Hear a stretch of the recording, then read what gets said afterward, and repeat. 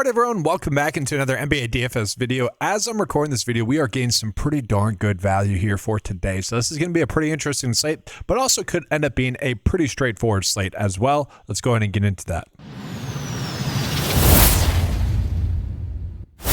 So guys, kind of the easy play on the slate is going to be Paul Reed to get a decent amount of minutes here. And that's going to be because Jalen Duren and Tobias Harris are off the court. And priced at 3.8, that just ends up being a too cheap price tag for him, especially coming in off of two pretty solid games. He should be priced probably about $800 more expensive than he currently is. So he does end up being really one of the better values on the slate. If we go ahead and just take a peek at the top values on the slate, guys, he is going to be the top value on the slate, projected to get 28 DFS points, and that's rooted in him getting 26 minutes. Now, even if he ends up getting like 18 minutes, he would still end up being a pretty good option for us. He could really break the slate if he ends up potentially getting a double-double.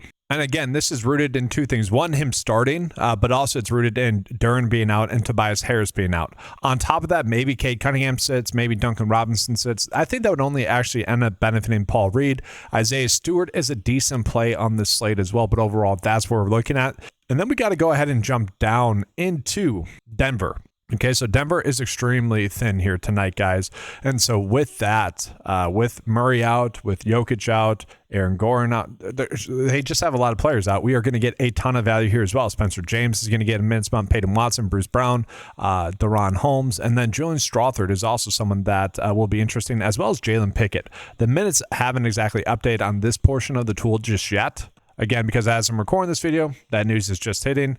But looking at it, guys, we are seeing some of the Vegas data already coming in, updating. So Pickett and Strawther are going to be two of the better values coming in here. And I would agree with that, guys. They are looking like strong plays here. Again, I would assume their minutes are going to be like 28 and probably both 28 for both of them. And even if this game ends up being a blowout, they should somewhat be safer plays. And so really, I think we're starting our lineups out with Paul Reed, Jalen Pickett, and Julian Strawther. Now, the question is, what other Denver players could we potentially be playing here on this slate?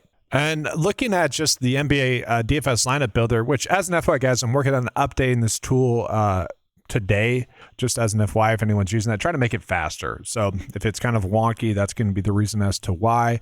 But Bruce Brown is someone that I think ends up being a pretty solid value for us on this slate as well. And I do think he is someone that we should be targeting there as well. So really, first four plays are pretty darn simple. And then what we're going to notice is that we also are getting Jalen Johnson popping up as a very solid play, and I would agree with that. I think he's going to end up being a spectacular play for us on this slate. And so really, I think the first five plays that we're going to get to are very simple, and then from there, it does open up a decent amount. And so as we're trying to, get a lineup out here, guys, it becomes, I would say, a little bit more simple, but also we have a lot of games where if we do take a peek at the games, guys, we have a lot of games that could end up being blowouts. Okay, so the first game, New York versus Detroit, if Cade Cunningham were to end up sitting, I wouldn't like that because that would lead to more of a blowout. Now, he is someone that does benefit with Duren and Tobias Harris being off the court. I think he's going to be one of the better point guard plays on the slate, if not the best. He's going to be someone we want to pay up for.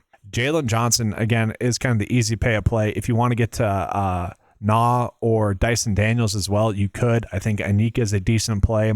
I don't want to mess with too many players from Toronto, but those are kind of the more appealing games. Whereas when I'm getting to some of these other games, it's not as pretty. Okay, so Chicago, 11-point dogs in this game. I do like Derek White. I kind of always like Derek White, Jaylen Brown, or Peyton Pritchard. Getting to one of those three or even two of those three is always viable. Charlotte, guys, is pretty banged up. They're projected to lose by 15.5 points. And then we jump on into Houston versus Phoenix. Another game that has the potential to be a blowout, 8.5 point spread.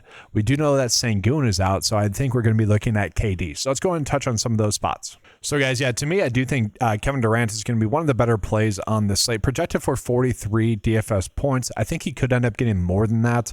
It's also not necessarily a spot that we have to get to, although I do think he's very intriguing. With all the Bulls players being ruled out and banged up, I actually do really like the idea of getting to Kobe White. That's assuming that he plays well. Okay, his per 36 production is actually like 50 fantasy points per 36 with Josh Giddey and Zach Collins off the court. So he does have a ceiling that I don't mind chasing. At the same time, I would still say, guys, AO is probably still a little bit too cheap, as well as Kevin Huerter, although starting to get priced up more properly. Okay, they're no longer kind of free squares when they're $1,000 cheaper. I still like them as plays, but also not necessarily plays we have to get to. Tari Eason saw a big salary bump, and so he's no longer something that we necessarily need to be looking at there for Houston.